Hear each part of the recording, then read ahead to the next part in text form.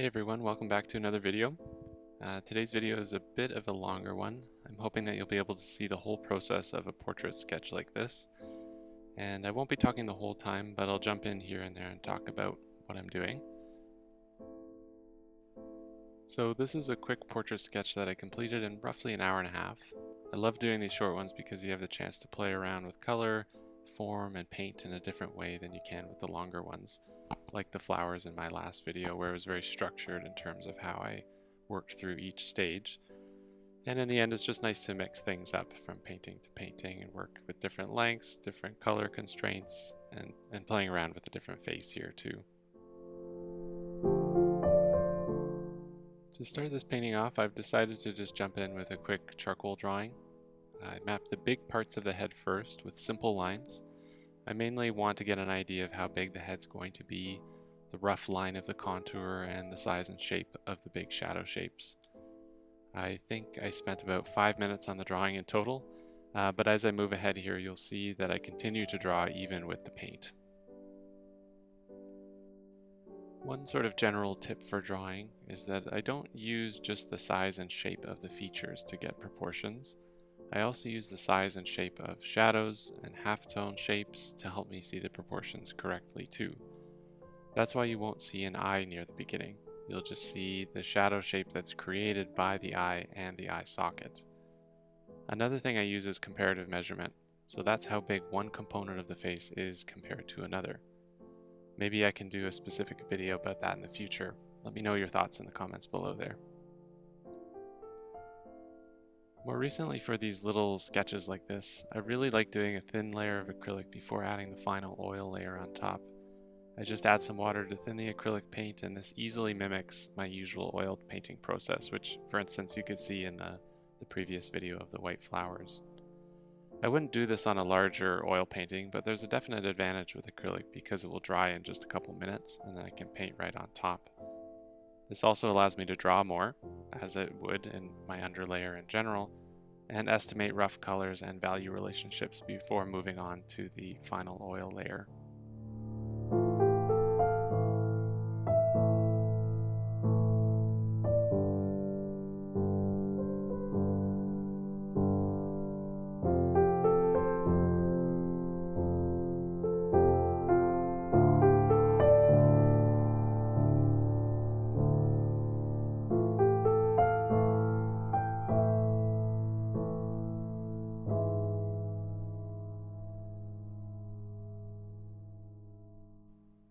As you can see, I start by mapping out the shadows with a dark warm color. Then I move on to the darker halftones. I find it easier to put the darker halftones next because I can directly relate them to the values of the darker shadows I just put in. And that way they won't be just surrounded by white, for instance, if I put them in the middle of the face. I also don't mind if I go a little bit darker or if the head looks a little flat in the flesh tones, because I can easily add some lights in the next layer. And oftentimes I actually prefer airing a little dark and a little cool, and that way with the next layer I can just sort of build on top of that. And to be honest, anything in this layer is better than nothing, so as long as I have some general idea of what my flesh tones are going to look like, I'll have a good idea of where I can go in that next layer and start to fix things.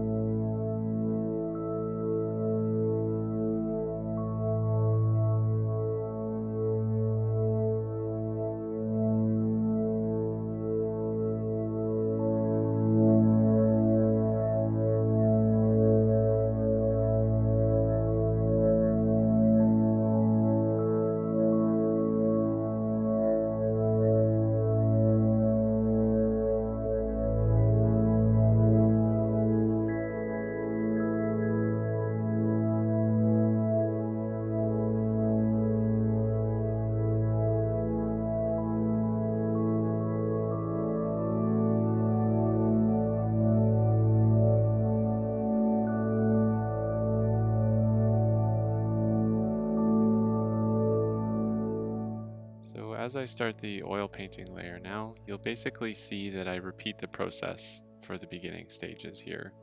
So just like in the last one, I'll start to lay in my shadows, I'll continue to draw, I'll make sure that the shapes are looking right, obviously making sure that the values look right as well.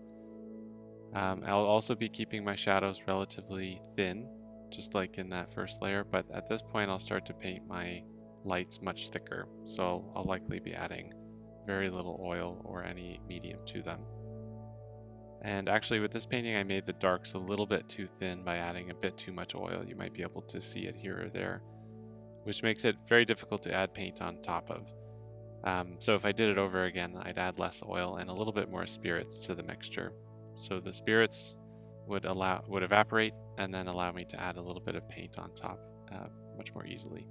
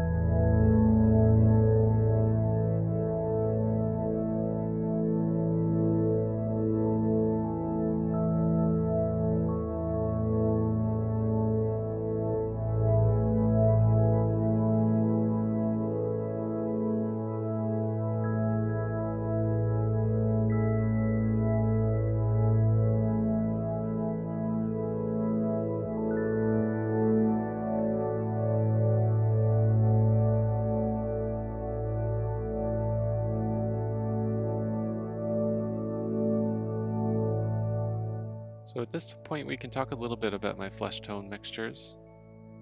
So for this guy, my main Caucasian mixtures generally end up being white, yellow, red, and a small amount of a cool complementary color. So my white is just titanium in this case. My yellows are yellow ochre, cadmium yellow medium, and cadmium yellow lemon. And my reds are either cadmium red medium or alizarin crimson, which I also love. And my cool colors typically are ultramarine blue, viridian, or a combination of the ultramarine blue and alizarin, which makes a beautiful purple. So I start by choosing my yellow and red first, which will depend on the lighting of the model. In this case, I wanted a flesh that was somewhere in the middle of warm and cool, so I chose to go with yellow ochre and alizarin crimson. If I wanted to go cooler, I might start off with my cooler yellow and red combo, which would in this case be alizarin crimson and cadmium lemon yellow. If I wanted my mixture to be as warm as possible, so if the light itself was very warm, maybe sunshine, I would go with cadmium red and cadmium yellow. I tend to want my shadow mixtures to be on the warmer side, especially at the beginning, so they'll be a mixture of burnt umber, burnt sienna, ultramarine blue, and sometimes a little bit of black if I need that extra little bit of darkness.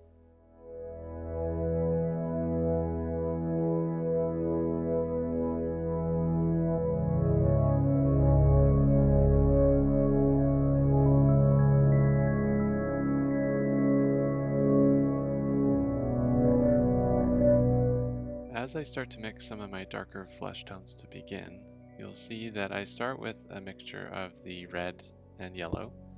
And keep in mind that these two colors right out of the tube are relatively dark, so they should be, in terms of value, relatively close to where you want to go with some of those darker flesh tones. Now, the idea from here is that you want to start to gray them. Because you've added quite a bit of each color that is quite chromatic out of the tube, which is the yellow and the red, you want to start to knock them down in terms of chroma, which means their brightness or their saturation. And to do this, I start by adding a little bit of my relatively neutral shadow color, which consists of a brown and blue, and then when I realize that's a bit too dark, I add some white. And white is a great way to gray down mixtures, especially in the lighter end of the spectrum. Beyond this, I might need to start thinking more specifically about complementary colors. I think that complementary colors are the most important part of good color mixing. And complementary colors are the ones that are opposite each other on the color wheel. So red and green, blue and orange, yellow and purple. And what complementary colors do is they gray each other, or in other words, they reduce each other's saturation. So a mixture of a blue and an orange should end up somewhere near the neutral range, depending on the quantities and mixing strength of each color. Here's an example for flesh color. Imagine you had a mixture that was a reddish tone of the cheek, and your mixture was looking a bit too bright red. At this point, I could add a little bit of the complementary color, green, and tone down the intensity of my mixture while keeping it in the red range. You could also imagine mixing in any other color. Blue would make it cooler and purpler, yellow would make it oranger, so green is really the only option, other than a neutral like brown, black, or white, which I wouldn't necessarily recommend in a case like this. Even if you do decide to add a little bit of black or brown to a mixture, always try to think about their underlying colors. So when you mix black with white, for instance, you get quite a cool blue-gray tone. So try and think of that in relationship to our complementary colors. So if I add a little bit of this black that is got a bluish undertone, what is that going to do with my reddish mixture, for instance? That reddish mixture is also going to be pushed towards the purple. And so same with brown. Take a look at the underlying color of the brown. So if you mix it with white, for instance, you'll see that a burnt umber often has a kind of orangish undertone, or a raw umber sometimes has a yellowish undertone. So making sure that you know what these colors are going to do when you put them into your mixture, I think, is really important. In the end, I think it's just a really good exercise to try and mixing flesh with just the primary colors. It forces you to really think about what colors you're mixing and what they're doing to each other. And finding your way through this battle and balance of all the colors is just a really great learning experience. I think I will do a full video on color mixing in the future. So let me know in the comments below if that's something that you might be interested in seeing on my channel here.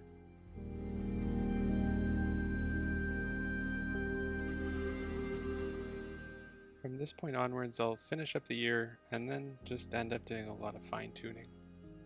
I'll try to make sure that things are looking dimensional, that I have a good range of hard and soft edges, and I'll make sure my color ranges are looking good and that the light is making sense across the whole face and the head.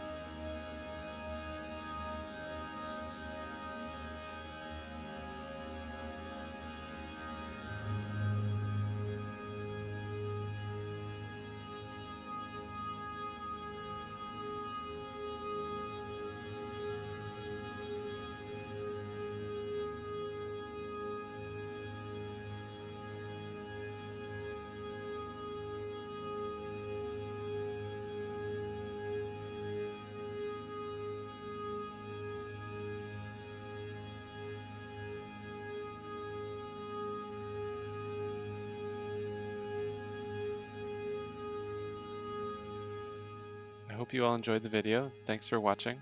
If you liked it, please consider sharing and subscribing. And if you have any other video subjects you might like to see from me in the future, please let me know in the comments below.